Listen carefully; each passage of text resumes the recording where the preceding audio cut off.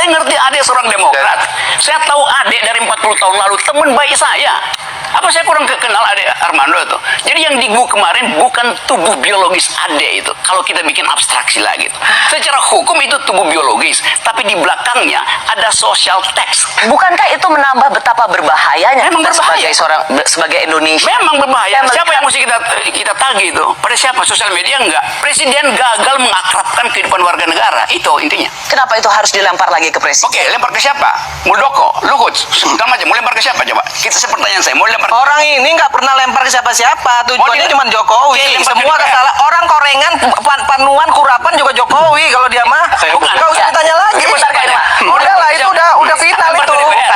Bu Hasan. Orang korengan aja Jokowi yang salah Ini, menurut dia. kalau menurut saya kalau Yes. kemarin itu memang isinya mahasiswa, Yes. Nggak bakal terjadi. Bang Ade sih nggak akan digebukin. Emang? Iya. Karena memang kan dari video, dari temuan yang memukuli kan memang bukan. Betul. Mahasiswa. Jadi Yang datang itu kan adalah kelompok yang memukuli, memang yang dari awal memang benci dengan Ade Armando. kenapa? Kebetulan, ya. Bisa diterangkan kenapa Ya, kan mereka benci lihat Ade Armando? kata-katanya kan yang dianggap itu penista agama. Oke. Kata-kata penista agama, Ade Armando dianggap menista agama, kemudian ketika dipukulin itu pakai kalimat tauhid. Yes. Itu Dan kan laporan dilakukan. terhadap penistaan itu nggak diproses, itu juga social text. Gini, Nggak mesti lengkap. enggak, sebenarnya. ini bukan, itu nggak diproses, itu kan urusan dengan polisi. Ya, Ini kan betul, dari lihat jadi gini, urusannya. konteksnya. Kalau Ade Armando kemarin turun dengan backbone mahasiswa saja, saya yakin kejadian itu tidak akan terjadi. Artinya memang ada kelompok yang berbaur dengan mahasiswa. Ya, emang apa? yang Ada memang- kelompok itu memang juga dia demo. Kelompok itu dia juga demo. Dia tidak suka dengan Pak Jokowi, malah pengen menurunkan Pak Jokowi. Ngelihat Ade Armando, dalam kepala dia Ade Armando bukan bagian dari gerakan ini, tapi bagian dari menista agama.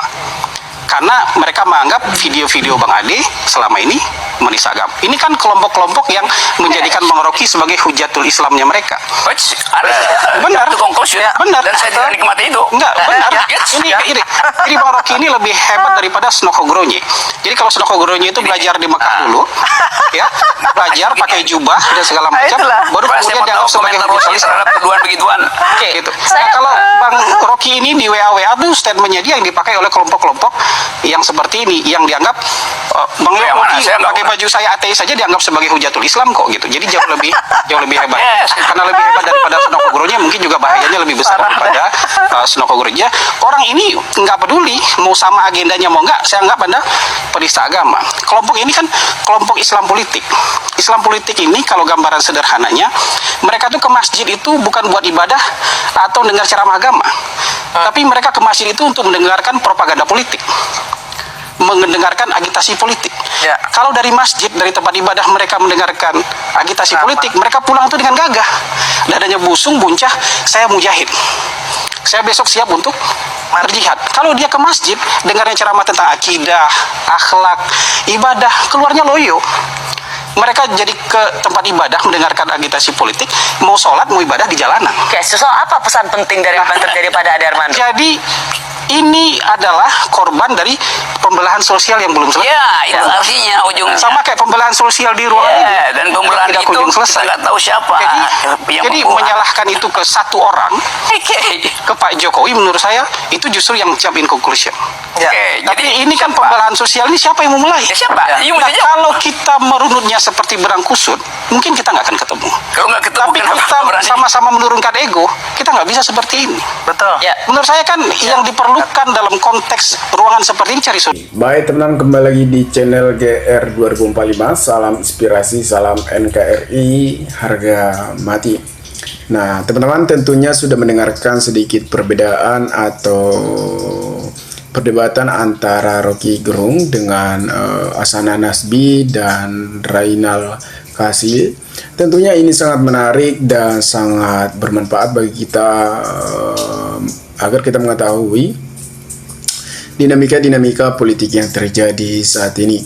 Tentunya kita bisa melihat potensi dan kualitas seseorang ketika melihat adu argumen. Nah, di sini kita akan melihat komentar-komentar bagaimana tanggapan saudara-saudara kita mengenai video hal tersebut.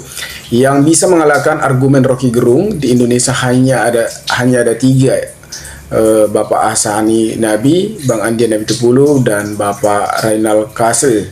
Tentunya kalau kita lihat adu argumen tertentu itu menandakan kita memiliki pola pikir yang luas, bukan siapa yang kalah dan siapa yang menang. Tetapi kalau kita lihat perdebatan tersebut, bahwasannya Hasan Nasbi menjelaskan tentang Armando dan Jokowi dan mahasiswa atau yang disebut penindasan agama. Ini sangat menarik dan sangat bermanfaat bagi kita agar kita mengetahui memang apa yang terjadi di negara kita sendiri. Gerung Onani nggak keluar, jangan menyalahkan Jokowi. Nah, tentunya Pak Joko Widodo adalah seorang mantan presiden yang saat ini sudah dipulangkan ke Solo, yang menggantikan posisinya yaitu Prabowo Subianto dan Gibran sebagai putra sulung Pak Presiden Jokowi. Kita doakan saja Pak Jokowi sukses selalu, karena kalau kita lihat kinerja Pak Jokowi selama 10 tahun tentunya sudah banyak yang perubahan yang telah terjadi dibuat oleh Pak Jokowi.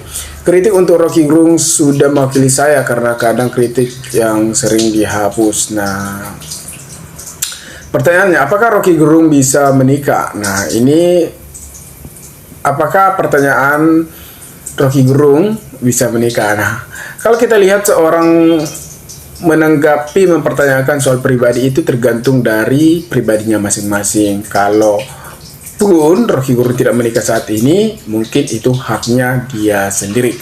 Maaf ya Pak Asnabi, di masjid itu bukan hanya tempat ibadah, tapi juga tempat juga bisa membahas politik juga.